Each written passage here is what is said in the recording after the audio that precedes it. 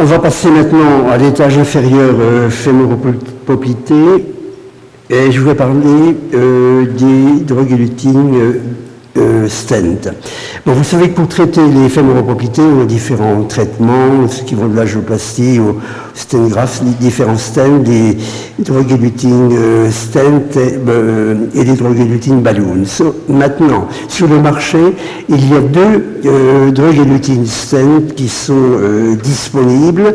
Un premier qui est fabriqué par Cook le Silver, que vous connaissez bien, et un plus récent qui est l'Eluvia, qui est fourni par Boston, avec la même dose, le Plaquetaxel, mais une dose inférieure pour l'Eluvia, pour le Plaquetaxel. Et vous voyez les différentes diamètres et longueurs de scène qui sont disponibles. Alors je voudrais vous montrer différentes diapositives avec les résultats de la littérature. Le premier essai clinique étant avec le Silver PTX, une étude randomisée avec 479 patients, et vous voyez d'emblée que la perméabilité primaire à 5 ans avec ce drug-eluting stent est nettement meilleure que lorsque vous utilisez l'angioplastie optimale avec un stent métallique. Et pour le TLR, pareil, vous avez un meilleur résultat avec le drug-eluting stent.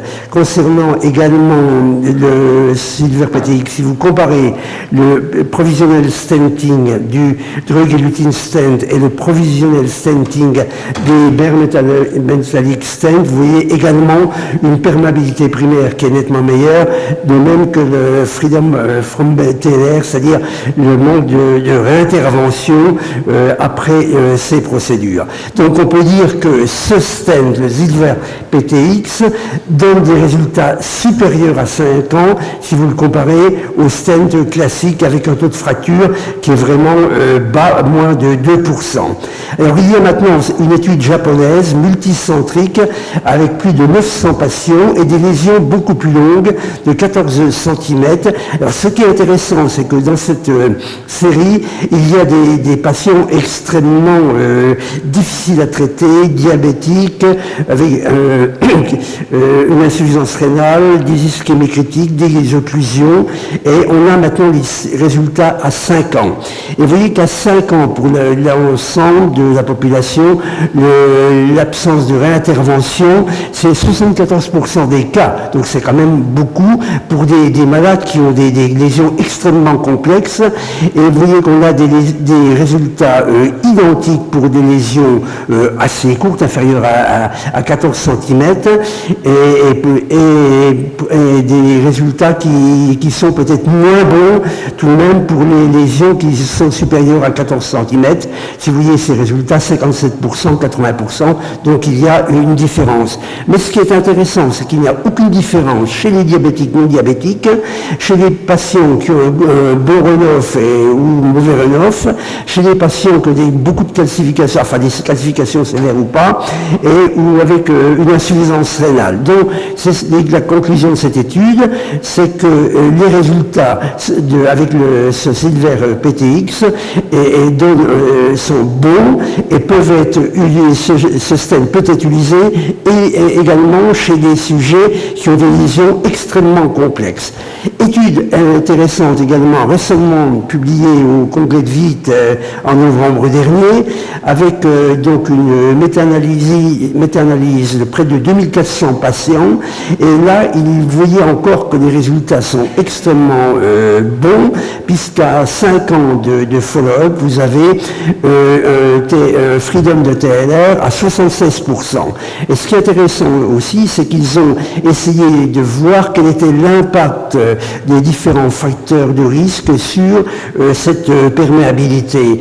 Et là encore, ils ont vu que les sténoses intrastent, les occlusions totales ont un impact significatif, mais le sexe, les calcifications, le diabète n'ont aucun impact sur la perméabilité avec ce stent. Deuxième stent que l'on va voir, l'Eluvia. Alors, première étude majestique, 57 patients, c'est pas une longue étude, mais vous voyez quand même qu'à 2 ans, la perméabilité primaire est de 83% et demi, et que le Freedom from TLR à 3 ans, donc c'est-à-dire l'absence de réintervention, 85%. Donc c'est un stent qui paraît prometteur, avec une réduction des réinterventions à plus de 12 ans. Donc on a un long terme qui est prometteur, et dans ce sous-groupe avec sévère calcification, occlusion des diabétiques, là aussi vous avez une perméabilité qui est étonnante. Alors intéressant, la comparaison de l'Eluvia et de Silver PTX, vous voyez que l'Eluvia est meilleur que le Silver PTX en termes de perméabilité, 88,5%, 79,5%.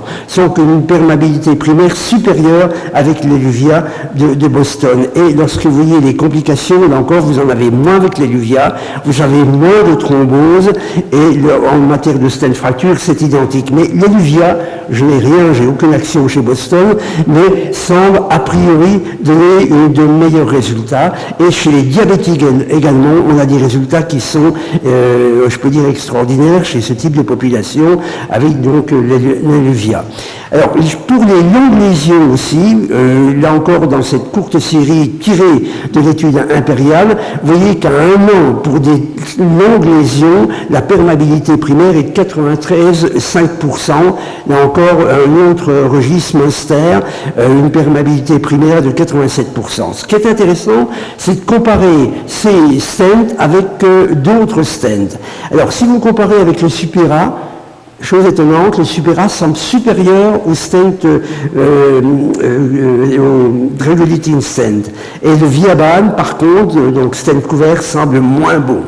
Si vous comparez avec un stent normal, le résilient, il n'y a quasiment pas de différence. Mais là, c'est une perméabilité à court terme pour des petites lésions, c'est pas des longues lésions.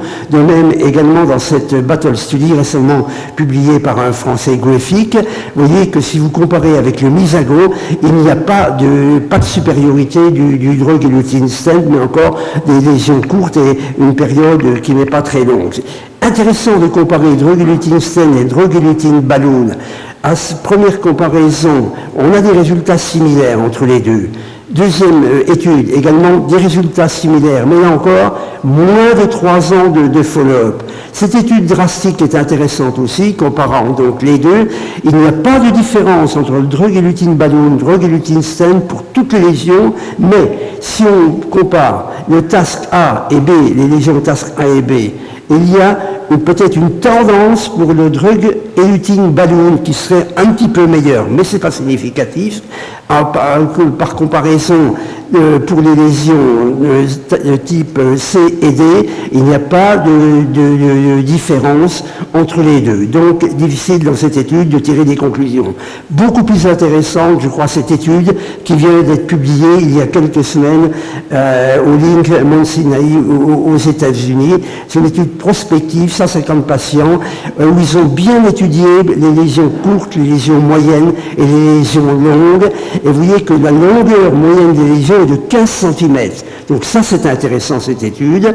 Et vous pouvez voir que la perméabilité primaire, là, si on compare les résultats, il y a une tendance qui favorise le drug-eluting balloon. De même, si vous comparez les... Attendez, on va aller très vite aux longues lésions, pour ne pas perdre de temps. Si vous voyez des lésions moyennes, les longues lésions, il y a encore à 3 ans, il y a une meilleure perméabilité avec le drug-eluting stent. Donc, pour conclure de cette étude, il y a en termes de long terme une bonne durabilité avec les drug-eluting stents à 2 et 3 ans. Les drug-eluting stents, drug-eluting balloon sont à peu près égaux pour les lésions courtes, mais on a un bénéfice plus important avec le drug-eluting stent pour les lésions longues supérieures à 10 cm. Donc, sans aucun doute, si vous avez des lésions longues, si vous pouvez vous le permettre, utilisez le drug-eluting stent. Bon, je passe celle-là. Si vous comparez drug-eluting stent et bypass, le drug-eluting stent est meilleur que le bypass. Donc il faut savoir ça. Donc là encore, le consensus qui vient d'être récemment publié, vous voyez qu'Anvers c'est donc bon, hein, le drug-eluting stent apparaît quand même favorable dans la majorité des lésions. Pour conclure, les résultats démontrent que c'est bon pour les lésions fémorales, avec une efficacité, une durabilité, même chez les patients qui ont des lésions particulièrement complexes. Pour les patients avec le silver PTX, le sexe, les calcifications, le diabète, le RE9, l'insuffisance rénale n'ont aucun impact. Peut-être que les nouveaux stents comme le Luvia sont meilleurs que le silver PTX, mais est-ce que vraiment le drug-eluting balloon, un drug-eluting stent est meilleur pour toutes les lésions? Peut-être pas pour les lésions courtes, mais je pense que pour les lésions longues, on peut maintenant, compte tenu de la dernière étude, dire oui. Alors là, je voudrais un petit peu insister sur les controverses de tous les drug-eluting balloon, drug-eluting stent. Cette méta-analyse récemment aussi publiée par Katsanos montre qu'il y a une augmentation des risques de décès quand on utilise ces types de devices. Hein, c'est controversé.